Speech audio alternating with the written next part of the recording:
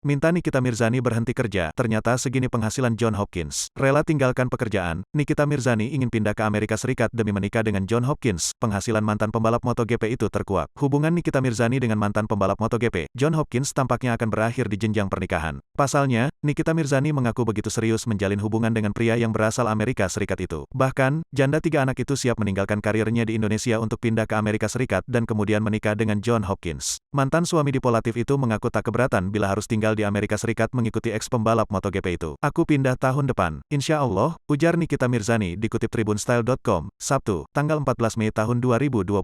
Lantas, sanggupkah John Hopkins membiayai Nikita Mirzani jika tinggal di Amerika Serikat? Wanita yang sebentar lagi akan tanding tinju melawan Dinar Candi itu mengklaim kekasihnya memiliki penghasilan yang fantastis. Dia yakin kekasihnya bisa membiayai dirinya nanti. 12 tahun dia balapan motor. Setahun dia digaji 5 juta US$, lu kaliin aja, katanya.